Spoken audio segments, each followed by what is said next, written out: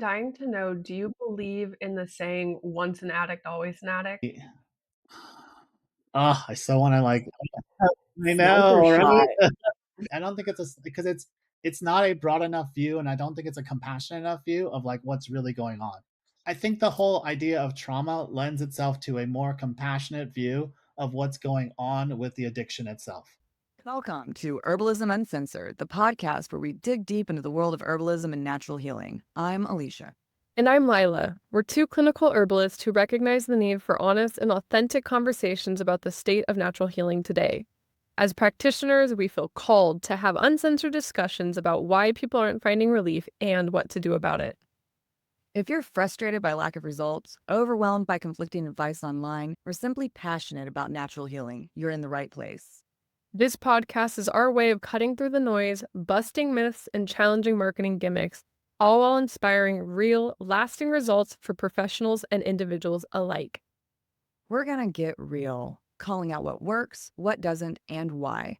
Our goal is to equip you with the tools to take charge of your health. We're honored to be here and feel privileged to contribute to the realistic and functional growth of our professions. The contents of this podcast are for informational purposes only and are not intended to be a substitute in any way for professional medical advice, treatment, or diagnosis. It's important that you always seek the advice of your physician or other licensed healthcare provider with any questions or concerns you may have regarding a medical condition.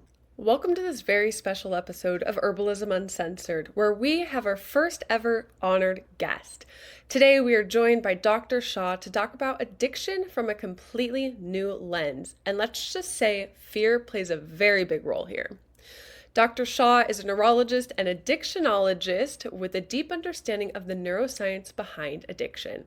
With a background that spans biomedical engineering, alternative medicine, and neurology, he brings a unique perspective to this conversation. He has completed fellowships in movement disorders and addiction medicine, and his work focuses on the role of neurotransmitters in substance use and recovery.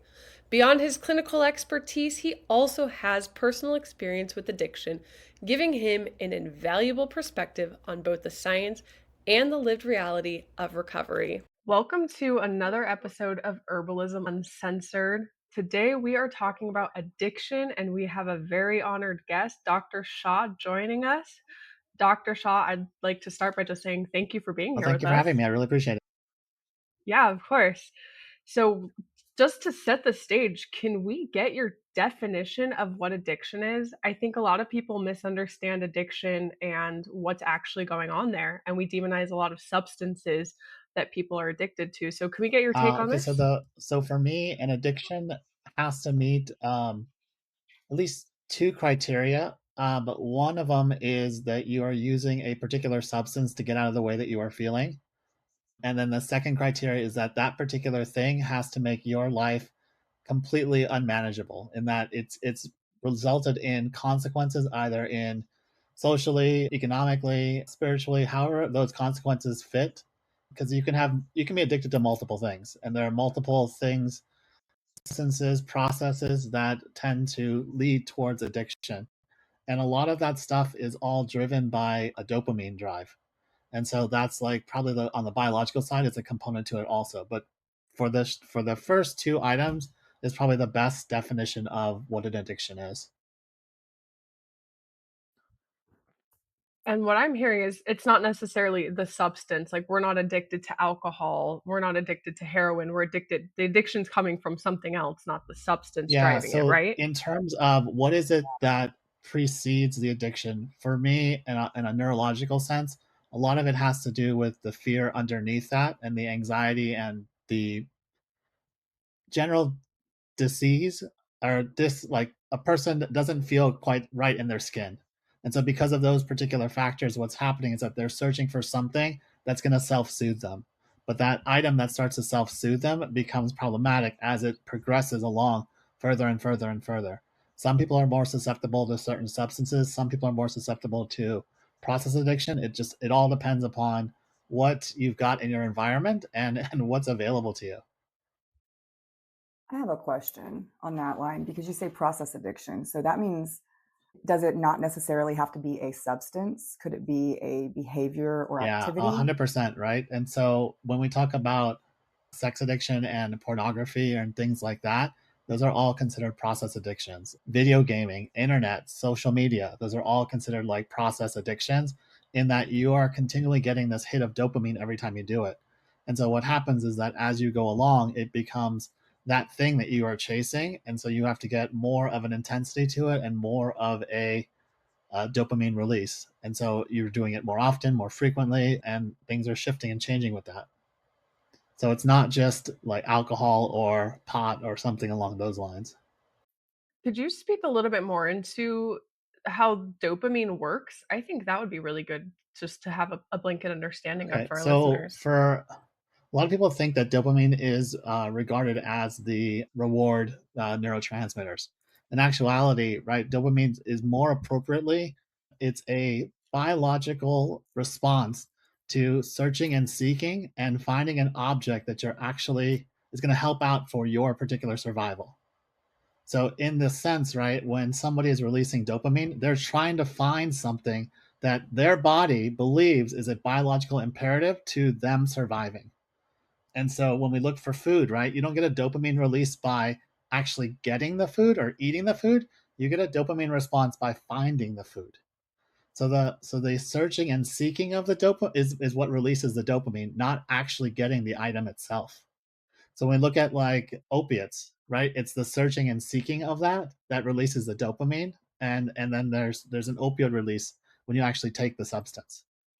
And so a lot of That's well, super Interesting. that interesting. it's for me like so as in my movement disorder specialty, what we also did was we looked at the I was a movement disorder specialist, right? And that's all about dopamine and how Parkinson's disease precipitates itself or manifests itself because you've got a low dopamine state. And what does it mean to have a high dopamine state?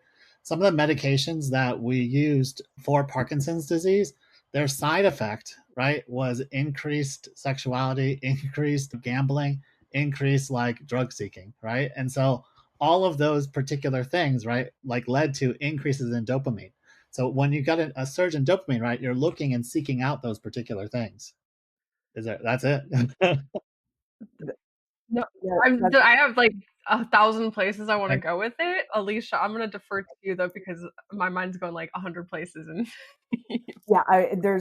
We. I can already tell that we're going to have you back. But I know you and I have talked outside of this room about trauma and how trauma is correlated with the addictive process. So, can you talk to that? yeah. Speak on So that. one of the major things that we've been developing, right, and then what's been coming up in the literature is that the originating source of trauma, the originating source of the addiction, is not the substance itself; it's the gain that you're getting from using that particular substance. So, what is the original cause of it? Because I believe that patients were alcoholics long before they took that first drink. A series of events were put into motion that allowed them to be more susceptible to a particular substance than someone else. And for that, what we looked at, right, was that there's a lot of correlation between early childhood trauma and the likelihood of someone becoming an addict or an alcoholic. And so, where that comes in, there's a wonderful book called The Addiction and Trauma and how the two are correlated. And so, they're showing that more and more often. From a neurological sense, in the work that I've been doing, it's trying to determine where exactly inside of the brain does that trauma reside. And what we've sort of kind of postulated or kind of like brought into a theory is that that trauma resides in the amygdala and the goal of childhood. So if you are hyper susceptible to fear and your fear response is at a 10, right, where most people's fear response is at a 2 or a 3, you're going to look for any way that you can to kind of quiet that all down. And so that's where the addiction comes into play, not feeling safe. that hurts my heart a little bit to hear, and I just wanna connect it back to something you said earlier just to make sure I'm understanding correctly, but just to reiterate, it's substance, right? It's people feel uncomfortable in their own bodies, right? And they're trying to escape that, and they look for that escape in the sugar or immersing themselves or something that they can inward, right? So thank you for mentioning food and sugar. That's a big one, right? Totally left that off the list. But then you said service, right? And I want to say that things, right? So service for me is more about the community side of it, and we'll get into that a little bit later. But anything that's releasing the dopamine, right, is the way that I look at it is There's neurotransmitters that are there for your personal survival. Then there are neurohormones out there that are responsible for the group's survival or your species survival. And so when things are about I and me, it's a dopamine release. When things are about the we, it's a different type of release. And so service for me is about the we aspect of it, not the my survival, it's our survival. Interesting. And I only brought that up because in my head, I know that there can be a driver to even look at like good things, like you think you're doing good things, like maybe a woman is addicted to caretaking or something like that. Like we can um find other distractions that on the outside look really really healthy and good, but at the same time like Yeah. there's still our distraction from what's in So when here. you mentioned, okay, so so that's interesting too, because it's completely different when you're caretaking someone, because it's not about the other person and you giving unconditionally. It's about what is it that I'm getting in return for taking care of this particular person. So when I talk about service, it's altruistic service. And the definition of altruistic for me is not Mhm. wanting or needing anything in return for that service that I'm offering. So I'm giving it freely of myself, not expecting anything in return, because the moment I expect something in return, it shifts back to it shifts back from we to back to me, right? So anytime we're looking and focusing on me, that's the issue. That's what the addictive substance is, my survival. Well, that leads wonderfully into the next point, that the necessary element of community and the looking at the we.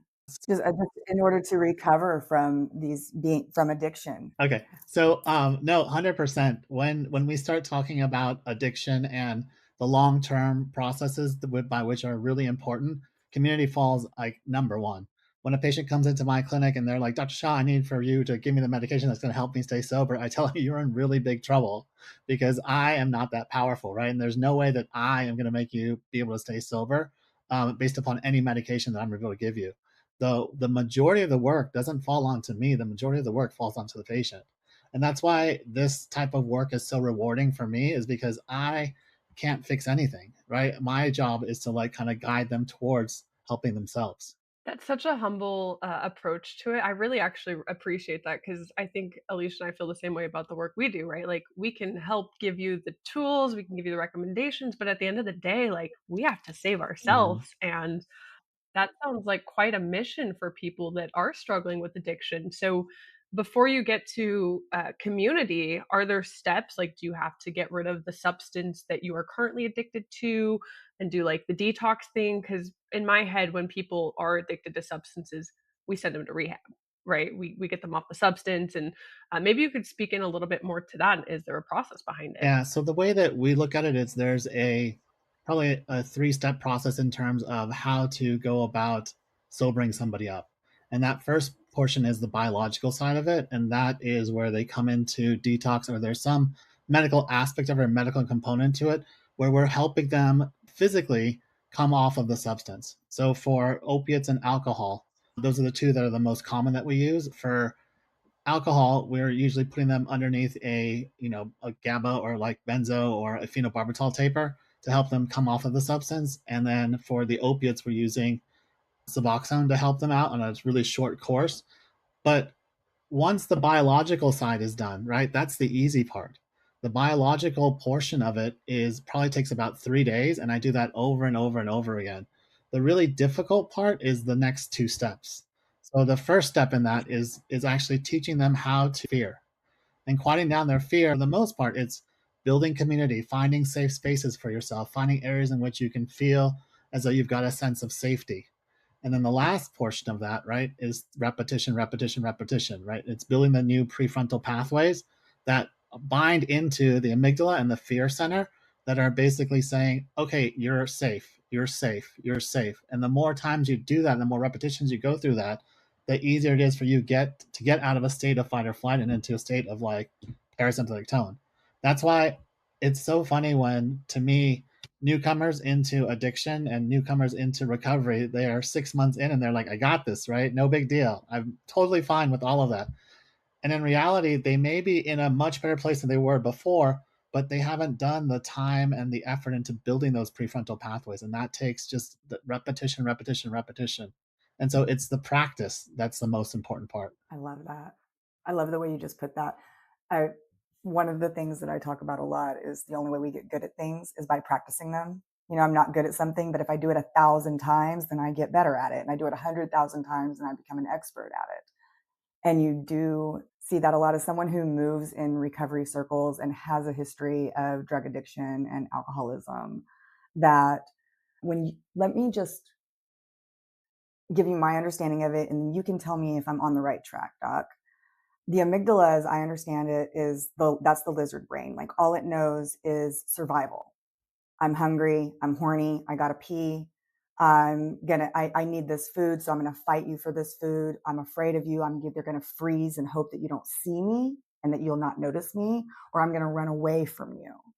Whereas the prefrontal cortex is like the part of our brain that we use in community, right? Is that correct? This is how I pick up on social cues. This is how I know how to interact with other people. It's impulse control. It's recognizing that maybe I want something, but it might not be good for me. And so I can say no. Is Yeah, that correct? 100%. So a lot of times when we are driven by our addiction, it's in an effort to stop the way that we're feeling, right? And so if that fear is overwhelming or that sense of distress is overwhelming, you're going to go towards the very thing that you're used to, that you know for sure will self-soothe this particular aspect of it. And so by doing that over and over and over again, all you're addressing is the underlying fear that's there. You haven't actually gone through the process of like broadening the awareness around, hey, like what are the nuances of what it is that I'm feeling? What are the smaller things, right? It's not just always fear, right? I don't have to always feel good and feel bad, right? There's different gradations to all of that. And I think once you get into recovery and you start building those prefrontal pathways, you get a chance to see, oh, like I'm not, I'll give you an example, I'm not pissed off, I'm just slightly annoyed, right? It doesn't have to go to that extreme. And so you start to gauge and to get more of a temperature basis for your feelings. So when I come into recovery, right, I'm either at freezing or I'm at boiling, right? But the temperature gauge, right, has a lot more of these gradations to it, right? And so eventually at some point in time, I'll go from freezing to like lukewarm and to boiling. But then eventually I'll be like, freezing to slightly warm, comfortable, right? Lukewarm and boiling. And then as we keep doing that over and over and over again in a recursive process through practicing, we get to a point where we get these gradations, right? That are smaller and smaller and actually synthesize for ourselves what is it that we're feeling in that particular moment, and so that I don't have to go and use over it because it's not super extreme. Does that correlate like to Yeah. what your experience has been? Because for me in early recovery, it was a drop of a hat, right? I'd be at boiling, right? And so like now today I know that it's like it's not boiling, right? Like if I'm not getting paid for for the hospital I'm working at, right? So that's what's been coming up for me in the last like 2 or 3 weeks, right? Like they keep delaying my paycheck, right? And so I will get really upset, right? But it takes me about a couple of hours, right, to like talk to my support group, talk to the people around me to actually calm that down. But before I sobered up, that would have been an excuse to drink, right? Because I was at boiling. And so the more practice that I've done with this, it allows for me to help me self-regulate all the things that are going on. Yes, absolutely. And it's talking about the physical detox and the separation from the substance. I love that Lila said, in my mind, you go to rehab. Because today, that's what I see. I think everyone goes to rehab, everyone goes to detox. My experience was not. That was not my experience. And I just kind of spent a couple of days sweating on my couch. And then I immersed myself in community and community of people who had had the same problems that I had, who had felt the same way that I had felt and had found a solution, and spent time with them in a safe space, as you put it, practicing feeling my feelings and interacting with people in a place where people understood what I was going through. And it was absolutely indispensable. I am thinking about just that. So, you said a couple of things. I'm going to just backtrack because you talked about people coming in and wanting you to give them this magic pill. And we experience that in many ways in our practice. I have people who come in, they want me to like hit a magic button and solve all of their problems. And I can't do that. I can give them some tools to kind of like soften the discomfort of the changes that their body's going through, but they have to continue to do the work. They have to pick up the tools. They have to learn how to do things differently and make lifestyle changes and things like that, whether it's, taking their herbs and eating differently, sleeping differently, learning to change their thought life and their thinking patterns. And so when it comes to alcoholism, addiction, whether it's process addiction or substance addiction, how do we know the criteria for when to seek medical and therapeutic intervention? Okay. So it's tough to gauge that because let's just hold it for the first two, right? For alcohol versus opiates. For opiate withdrawal, there is no life-threatening thing that could happen through opiate withdrawal. It's just terrible, from what I gather from all the patients that I've had. And it's just bone aching, uh, muscle pains, restless leg, and it's just a super uncomfortable feeling. You can get through that in about 5 days if you just are able to like muster through it. But unfortunately, most people can't because of the hold that the addiction has on it and the fact that the withdrawal is so bad. Alcohol withdrawal is a completely different story. There is the possibility of you going into delirium tremens, having seizures, having hallucinations. And so I usually don't recommend patients doing that without medical supervision unless their drinking was very benign and that they could do that or they're very young. But for the most part, I would recommend going to seeing a physician or somebody qualified to help you out with that first part of like getting the body out of it. That was for me the most difficult portion of getting sober, was that I over and over and over again could get to 3 days of sobriety but couldn't get past that. And so I was sweating in the bed. It was awful. I would see things, I would sweat in the bed, I couldn't fall asleep for like 2 or 3 days in a row. And that's where the medical side of it comes in. And so once I went to treatment, they were able to actually get me past that point, but I was also drinking every single day. So it all depends upon what the amount is and what it is that you're using it for. Hopefully that answered your question. And how long does that The take? the detox process for alcohol takes about 3 days, and the detox process for opiates takes about 5 to 6 days. Wow. So, kind of just tying together a few threads here. We talked a little bit about the neural pathways, and we talked a little bit about how this um, predisposition towards addiction is rooted in childhood trauma, I'm assuming, or trauma of some Yeah, I think sort. the easiest way to do it is that fear gets embedded into a child. And whatever that fear looks like, Okay. I mean, because everyone's level of trauma is different, right? Like, so if I had a patient who came in and was being abused at home, like that's their level of trauma. But for someone else, their level of trauma could just be neglect and not having anyone around or feeling Hmm. unsafe secondary to that. It is really difficult to point out because it's the unseen um, injury because it's not actually overtly physical. It's something that you're missing that you should have gotten in terms of your developmental needs growing up. And so it's really difficult to say what is trauma because for each person, depending upon what goes on with them, right, it's different for each person. The way that I like to look at it is what is it that you got when you were younger and how intense is your fear and your baseline anxiety? Right. So we have these neural pathways that, and correct me if I'm wrong, but this is what I'm hearing. We have these neural pathways that are carved deeply. And I always think of neural pathways like you think of a mountain covered in snow, and we have these very deep, you know, tracks that are laid in. And so when we are in a situation, we just fall in that track and we continue doing the same habitual thing. And for these people, we're speaking of people who struggle with addiction, it's going back into that pattern. And so Alicia mentioned like how long does it take to detox from these substances, but I'm curious, what does it take to get someone to initially get out of that falling into that track? And does it usually take a wake-up call, a life-changing event? Like something has to kind of trigger the want to get out of that habit, right? Yeah, because I thought as you started the question, I thought you were going to go in a different direction.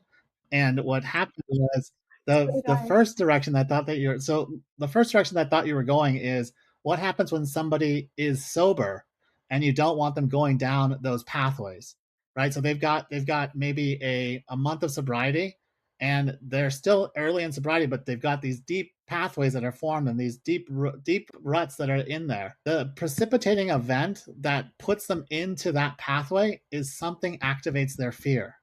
When their fear gets activated is when they're predisposed to going into that groove that they've built for so long over and over and over again. So then to prevent them from going into that groove, the idea is how do I quiet down their fear first? If I'm not triggered or I don't have the fear, I'm not going to go down that particular pathway. And so from there, it's how do I build enough safety into your early sobriety that that pathway isn't elicited so that you have enough things going on with you that you're not going down that road. And so that comes into going to a bunch of meetings all the time, living in sober living, having a strong support group, going out to eat with people, and just keeping yourself occupied treatment. And as soon as they're there for the first week, they don't want to be there at all. They are just like, get me out of here. I can't stand it here. And then about 3 weeks in, they're like, I love it here. It's so safe. And they don't want to leave. And so the safety of it, right, prevents them from having to want that particular item or go down that groove. But the other really interesting thing is that if I've built that pathway for the last decade and a half, it's going to take almost as much time to go down the other pathway unless I've created a place where I am not getting activated by fear. That's the key. Mm. And where does fear reside in the brain? That's in the amygdala, right? That's the only place. Yeah. That's in the amygdala. So that's why we go back.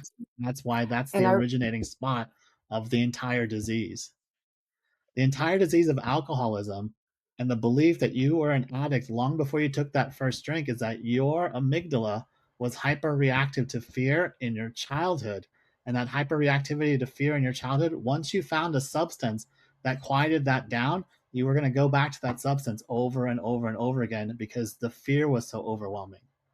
But because when people finally come into recovery or they go to treatment, it's been so long since they've actually had or become aware of that trauma that they don't realize that that's what the initiating thing was.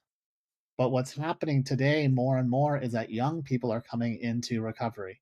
And those young people, the ones that are 21, 22 years old, they know exactly where it came from. Right? When I sobered up, I had 38 years from the time I was born to the time I sobered up, and my initial trauma was at the age of 15. But I had 23 years of living life and not being able to identify that because it was so far and so distant away. But that's what happens when I work of the inner child and all of that stuff, and seeing where those patterns began, because all those patterns began in early childhood. I'm dying to know, do you believe in the saying, once an addict, always an addict? I think that I so want to I know, right? That's a sniper shot, Lila. Oh, is it? I'm sorry. I just, we're talking about these I don't think it's because it's not a broad enough view, and I don't think it's a compassionate enough view of like what's really going on, right? And I think the way that I would look at it was if I think the whole idea of trauma lends itself to a more compassionate view of what's going on with the addiction itself. And I don't like to focus on the addiction side of it, right? I would much rather focus on the trauma side of it. And so the idea at that point becomes if I've got unresolved trauma that I haven't healed, I will continue to go back to the thing that I believe is going to heal me. So once you have unresolved trauma, until you resolve it, it will always be unresolved trauma. So once you're traumatized, right, you can't untraumatize yourself. There's no going back and being like, oh, I wish that didn't happen in like whatever, right? There's the theory that we're using is that the initial wound that we have is the scarring of the amygdala. And that scarring of the amygdala is the preceding event that leads or that puts into motion all the other things that happen after that. So if I focus on the addiction side of it, right, I'm negating all of the other stuff that preceded it. Why would I treat the upstream things when what really needs to be treated is the downstream stuff? Okay, I love that standpoint. And I guess a better way to phrase my question, what I really want to know is, can you completely heal the scarring in the amygdala so you're less susceptible to falling back in these neural pathways? So that's where the third component of the recovery process happens, right? It's not that you can, through neuroplasticity and not using those particular pathways over the course of time, they're going to obviously lessen. But you have to build new prefrontal pathways. And those new prefrontal pathways go into the amygdala because through the fear cycle, fear gets activated outside of conscious control. You can't control when your fear is activated, and that's within you. So when somebody gets fear implanted into them as a kid, they will always be reactive to those things. The question is, how strong is your prefrontal cortex? Because a couple of milliseconds later, right, once the fear is activated, your prefrontal cortex can be like, that fear is not real, and stop it. But if you don't have a strong enough prefrontal cortex, that fear is going to be left unchecked and continue to grow and grow and grow. So the healing comes by strengthening the prefrontal pathway. So I have a question. We're just sorry. Are we just drilling you, That's Dr. fine. Shah? Because I have always found this very interesting since the very first time you told me. And so I wonder if you can speak to, we have talked about relapse and it looking like a seizure. And the reason I find this really interesting is because I have known just countless people over the years who have a period of time sober, whether it's 6 months sober or 20 years sober. And they are committed to their sobriety and they end up using, or they pick up, they use, or they drink, and they don't even remember putting the substance in their body at first. They can't tell you what happened. They don't know what the triggering event was. They don't know what they were thinking. There was no thought at all before they took that action. And I remember you talking about it as an uncontrolled movement. And yeah, can you just tell us more about that? So it's still a theory, right? And I think if I went around and I told everyone that you're seizing and that's why you're drinking, they would throw me out of every community that's out there. But the more acceptable way of looking at it is that the patients are having a hypomanic episode that was previously uncharacterized, right? So they thought they had anxiety and depression, when in reality they were cycling up and down. Something triggered their fear, and they went through a 5 to 7 day cycle of something activates their fear. They get a whole bunch of energy. And a whole bunch of stuff done, almost in a hypomanic state. We look at the hypomania checklist 32 to identify those particular patterns. Then they go into a state of confusion, paranoia, and then finally an unrelenting sense of fear or anxiety that just doesn't go away. That's when they are most susceptible to using. And so if we can do something to help stop that particular progression or that particular like upstage, then we're in a much better place. And so that's why I'm actually really curious as to what you guys would use from a natural holistic perspective to prevent that hypomania or to prevent that hyperactivity in the amygdala. Before we get into that, do you characterize it as, is that a trauma response? Like something triggers us like a trauma response, we fall right back into that pattern or that thinking or The that idea situation? is that it's a movement across the amygdala, which is the size of an almond, which is then causing the different manifestations to come up. But it's really difficult to prove. It's just anecdotally, I've seen this in patient after patient after patient after patient, and I've heard it in the rooms for people that have had 20 to 30 years of sobriety being like, yep, that's it. That's exactly what happens. And then seeing it over and over and over again. So we started doing some pattern recognition during the pandemic because everyone was relapsing at that point, and we came up with this particular progression. So where we're at right now is trying to prove that this is actually happening and trying to prove that there's ways and methods in which we can stop that progression from happening and then give patients a higher likelihood of staying sober. Okay, so before we get into like natural remedies, I want to get clear on GABA and why GABA is important in this process. So GABA so when someone drinks alcohol or takes a benzodiazepine, the main neurotransmitter that's being released is GABA. So GABA is an inhibitory neurotransmitter, and that inhibitory neurotransmitter quiets down the amygdala. So it allows for you to feel that sense of like, I'm okay and I'm not in a sense of fear. And so anything that's releasing GABA is helping quiet down or slow down the mind. And so if we can do that in a way that doesn't release the dopamine or doesn't become excessive, then that sounds great. Yeah. So the opposite of the GABA would be the glutamate. The glutamate is the excitatory factor. And so when we've got things that are inside the brain, right, and we're looking at the addiction, we're trying to calm the patients down because their most common complaint is that they've got anxiety. How do I control my anxiety? What can I do with my anxiety? Yep. Everybody newly sober is anxious and Yeah. crawling out of their skin. Absolutely. So, just to speak directly to some things that do quiet down the amygdala and release GABA, we have some things that I think one of them, just a standout, is lavender. There have actually been some studies that lavender works through modulation of the limbic system, including the amygdala, and that oral lavender or aromatherapy with lavender can reduce anxiety. They did a study in Japan back in, I want to say it was 2004, where they did a mouth swab and tested cortisol Mhm. levels of 30 different people, and then they just had them inhale lavender for 5 minutes, did a cortisol swab again, did a mouth swab again, tested the cortisol levels, and they were on average about 30% lower. Just sometime in the last 10 years, there's integrative therapeutics started encapsulating lavender oil. So you can buy lavender essential oil in capsules.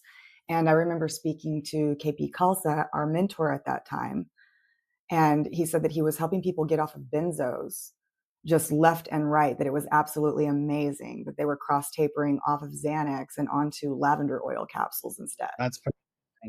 And that was pretty Okay, amazing. let me write some of these down, all right? Oh, I'll Okay, send you a perfect. list. Or we can just Okay. collaborate and do some Okay, integrative no, that sounds care. good. Another one is ashwagandha.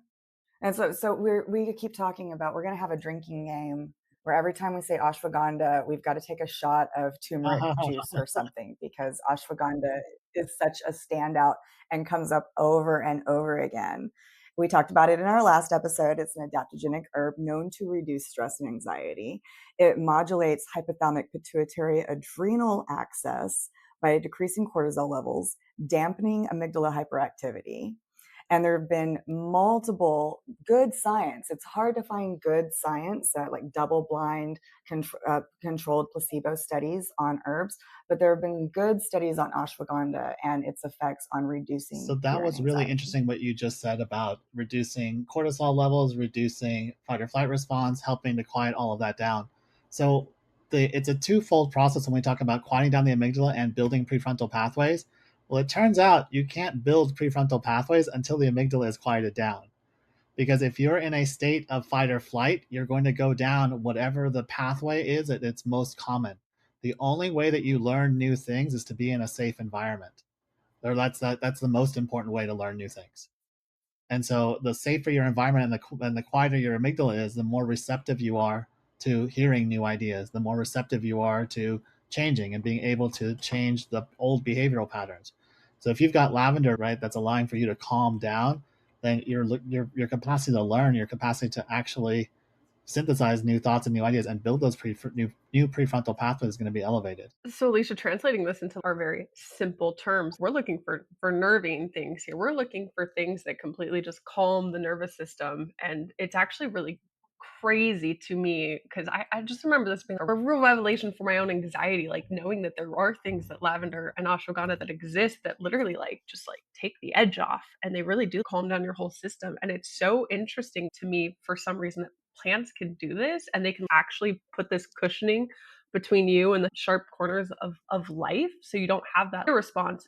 A client the other day was like, I had to do something scary the other day. I had to talk to an employee, I thought it might end in her quitting, and he's on a lot of ashwagandha, and he's like, I didn't have my normal like anxiety, I didn't have my fear response, like it just was. And it's just so mind-blowing the way that we can support the body with herbs. Well, and it made me think about, so another one that is, Lila and I have been experimenting personally on ourselves with quite a few brain herbs lately. We're we're in a course together. I mean, we're both building practice, we're in practice, we're seeing clients, and we're in a very intensive clinical course at the moment. And I think the last weekend our course met, now everyone in the class is on Jatamansi, right? Everyone. And Jatamansi is one of a lot of people are familiar with valerian root. And there's valerian root, there's another one called Tagara, and another called Jatamansi. They're all very similar, they're related. They just have different energetics.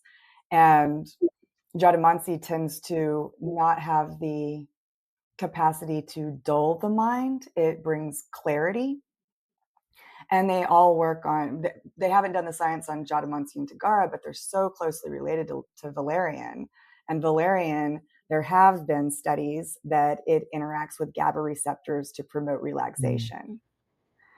And what you just said, Dr. Shah, makes a lot of sense, because then when the brain is calmed down, we're better able to learn. What I have noticed just from taking this while I study is that my mentor says it, I write it down, I read it one time, I remember it. I'm not having to study as hard as I was 10 years ago in school. It's more like, it actually feels more like it did when I was in school 30 years ago.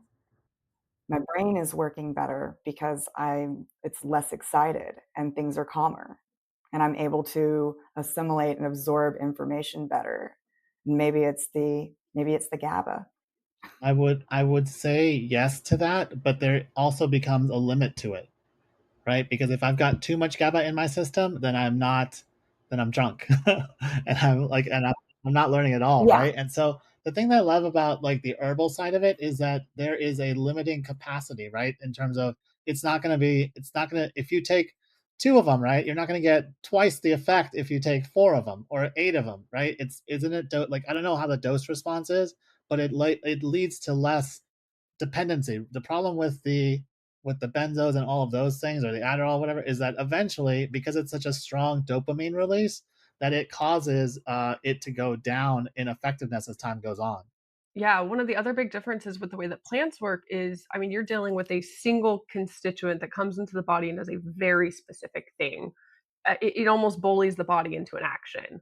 Where an herb, you have 1,000 constituents that all work together, that work with the body, and they have this Mhm. balancing effect. So you are less likely for an overdose, or for side effects, or for um, your body building up a tolerance to it. Like, your body just works so differently. And I think your body is intelligent, and it has all these constituents to kind of choose from, and it knows what to use and when, in a really profound way that I can't explain Mhm. scientifically. I don't know, I think herbs are mild. That's what Michael Tierra says. Tierra says herbs are mild. We cannot expect herbs and plants to do the things that drugs do. People do come to us. I see it in my practice. People are concerned about side effects. And it's like, really, I'd say 98% of the things that I could possibly recommend, the worst side effect you're going to get is maybe a headache or a little bit of an upset tummy. But it's very rare that something's strong enough that it could have dangerous side effects, or side effects that are more uncomfortable than that. But then there are things like kava, for example, which kava will get you drunk. If you take enough kava, you might fall down. Like, do not take your kava and go drive a car. And it is believed to enhance GABA's receptor activity, and it promotes Mm. relaxation. But it's not habit forming. It's not addictive. You could take it every day for a month, and there's no withdrawal symptoms when you stop taking it. So that's probably one of the hardest hitting, really effective, I take this thing, I feel an effect, herbs that you can take, but it's still not habit forming or dependency forming like some Mm. drugs can be. I laugh at that because I hang out at a kava bar, and most of the people that hang out at a kava bar are sober. They're people that want to get away from alcohol, but they still want the bar experience. And so people go there and they drink shell after shell after shell, and we all totally go home and drive, and there's no problems. But we're not taking, like, you know, put your butt in bed doses. Well, but I have something just a little bit to offer on that. The kava lactones are not water soluble, so it's funny that they make kava tea. Unless you're like drinking, actually swallowing all the powder that's in the bottom of that shell, you're not getting all of that kava. It's not all absorbed into the water of the tea. Oh, that might be so, and this is getting off topic, but they micronize it in a way that it supposedly integrates with the water, and then they do, the traditional preparation of squeezing the powder in some sort of cloth to get it out. But you might be onto something. That very well might be true. And I know for myself, when I make coffee at home, I always add fat to bind everything, Mhm. and it's so much harder. Like, yeah, I've had some nights where I'm like, oh, my kava's hitting too hard. I don't want to be kava drunk right Yeah, now. I mean, I Things are think weird. it's one that works, but I'm careful with. Dr. Shaw, do you personally dabble with any alternative medicine, or have you like tried any of these things? I'm just So curious. in my early 20s, I got my master's degree in alternative medicine at Georgetown. And so I have a background in that and I have a special interest in that. But a lot of the stuff that I'm interested in is more of like the mental, holistic side of not taking meds, but like doing the brain neuroplasticity side of it. I I have not taken any of the herbal supplements that like Alicia works with myself. I think the only one that I take consistently is magnesium, but I don't know if that's in your realm or not. Okay. Oh my gosh. That's like our number one Okay. recommended thing. That's the second drinking game, would be magnesium. The drinking. Yeah, we talk about magnesium in every episode. We're gonna have to. It's like magnesium, turmeric, ashwagandha. Okay, go. Everybody take a shot. Herbalism Uncensored bingo, where you start marking up, oh, they brought up turmeric, they Mhm. brought up ashwagandha. Bingo. And about magnesium bottle labeling.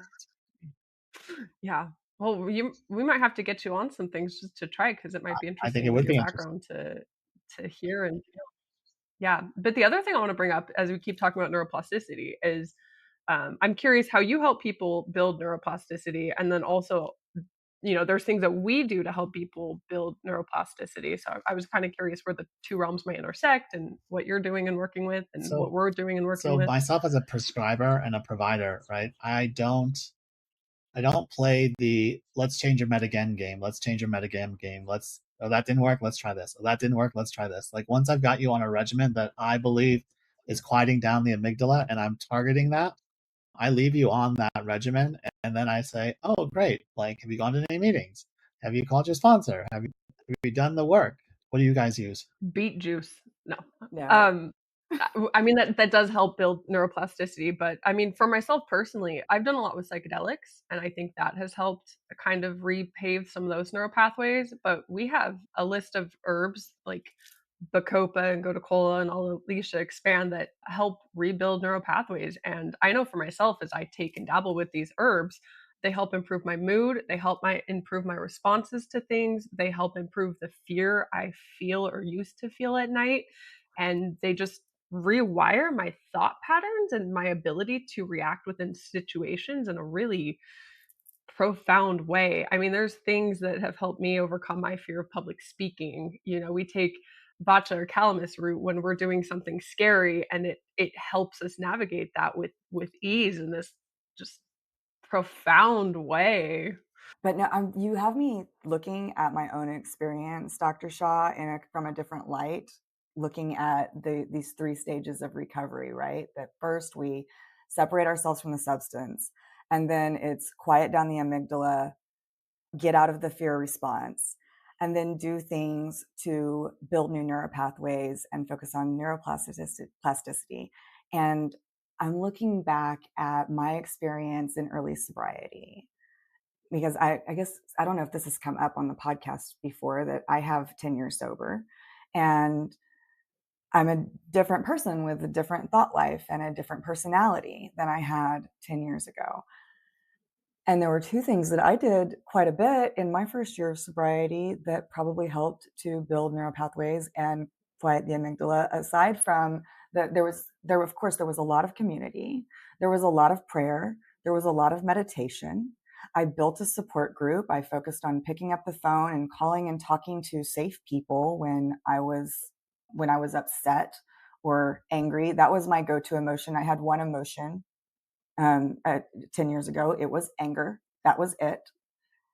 And I know that now that underneath that anger was a whole lot of fear, a whole lot of fear.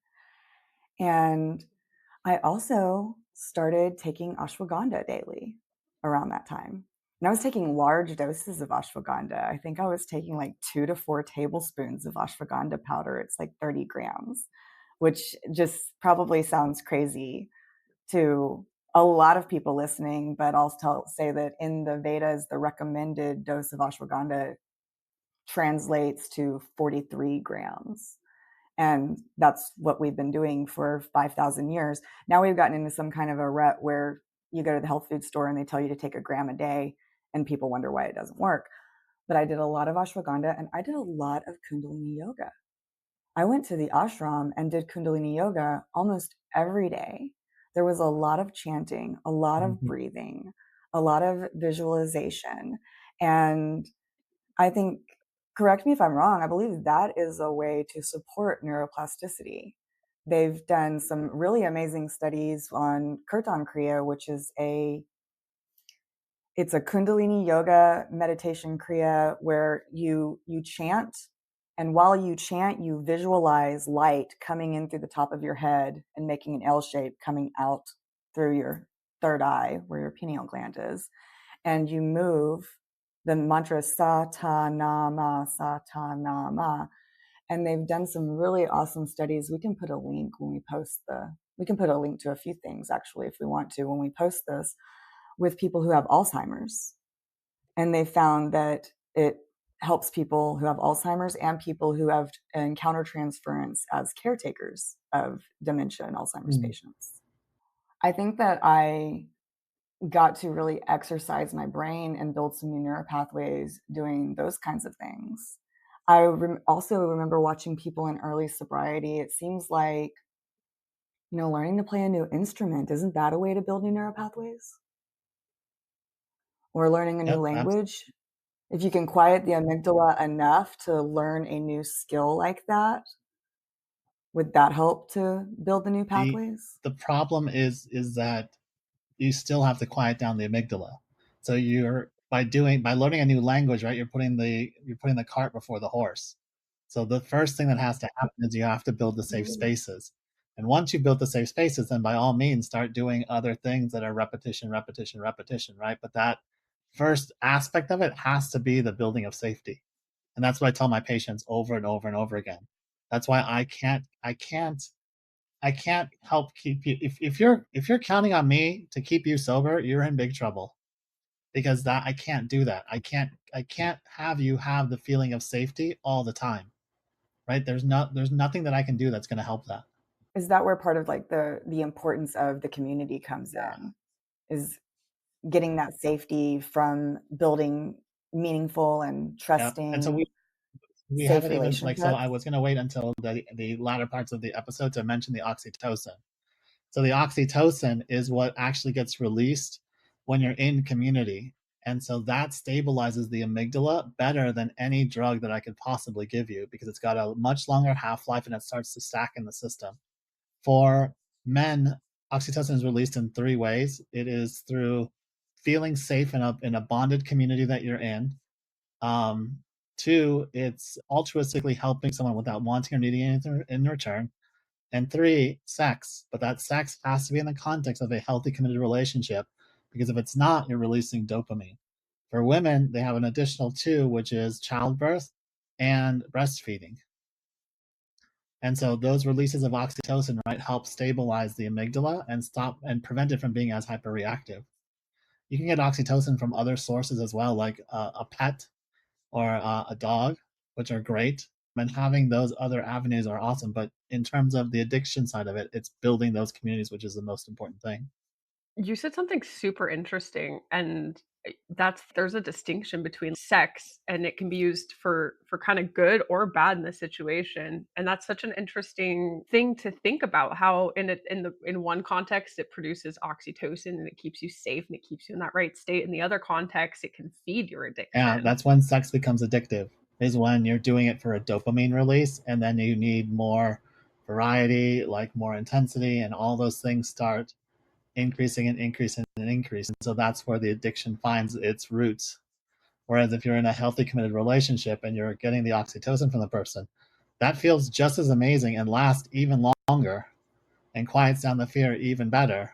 But it's tough to get because you have to actually build a relationship in order to get that release. Sure. And because I know you can prescribe oxytocin, right? Like that is a medication. I know it's used to Yeah, induce at really labor, high isn't it? doses, but in order to get it in order to get it to cross the blood-brain barrier, like you have to do it intranasally.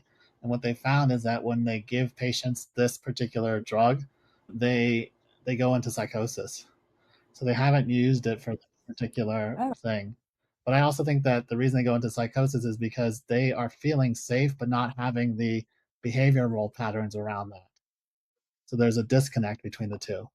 So I would much rather you get it in a natural way than to get it in a way that's unnatural. Well, and I love that because that supports our mission, and Yeah. that's just such an important reminder that there's as you've been saying, there's no drug that can fix your problems at the end of the day. Like, it's your relationships, it's your community, it's the things you're doing to take care of your body and yourself. It's everything we stand for on such a core level, so it puts a smile on my That's face. great. Yeah.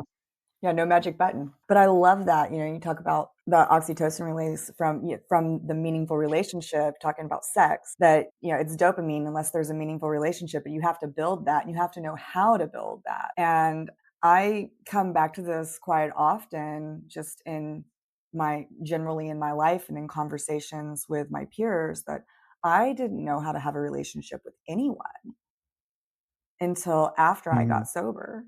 And I learned and practiced those relationships with other people in the sober community.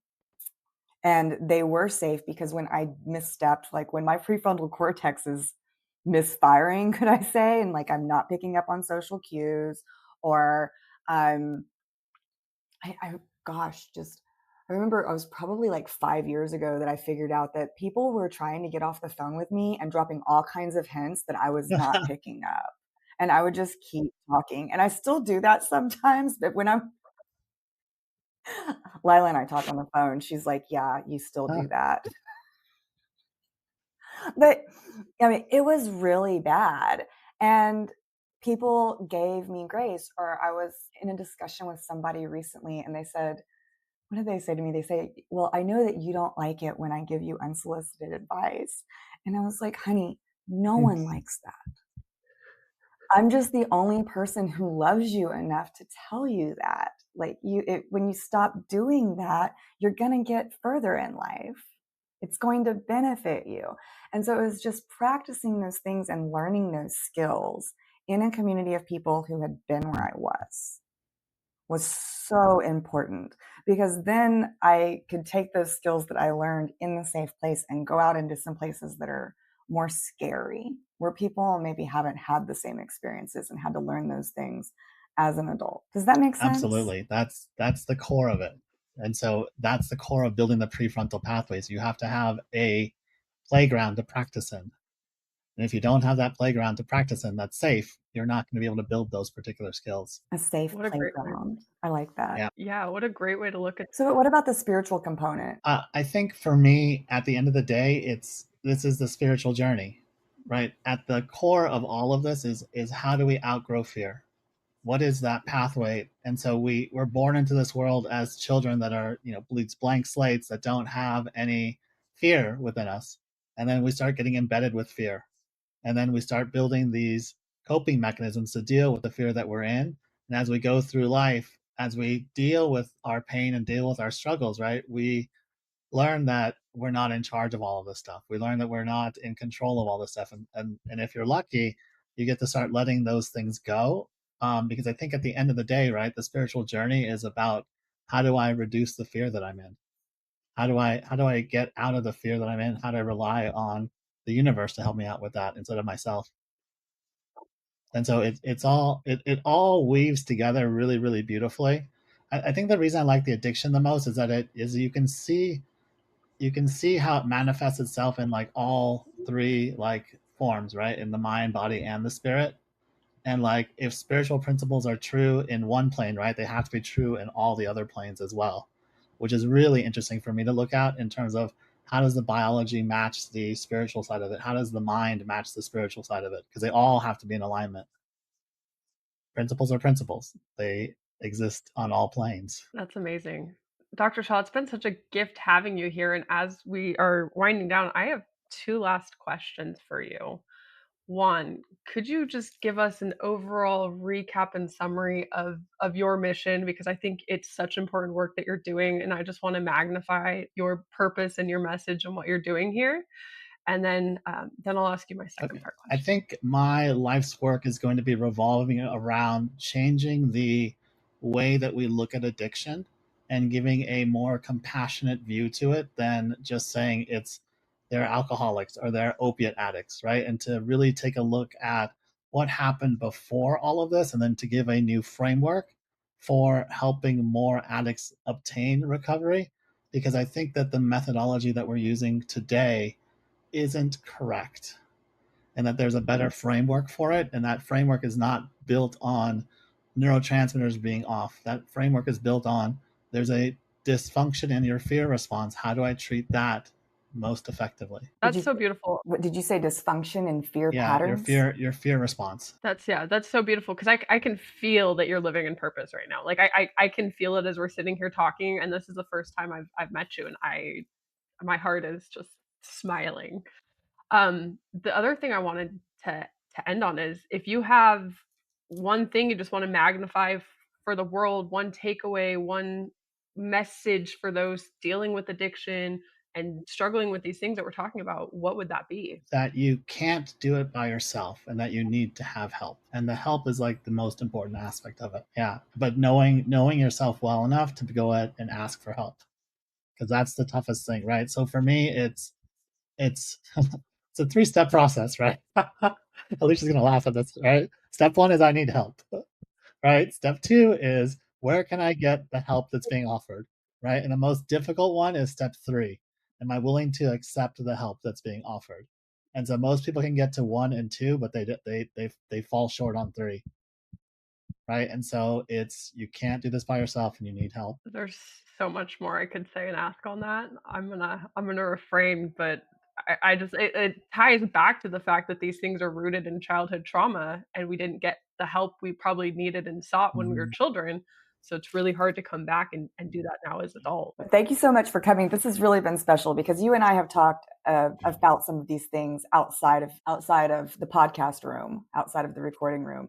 But this has been really special to have a new understanding, and to hear you speak more on it for this period of time. So I hope that you'll come back maybe and join us and talk about some other things. Like maybe we could dive deeper into trauma, or I've got wild and crazy ideas. Our mentor is an herbal neurologist. I want to get the two of you in a room together.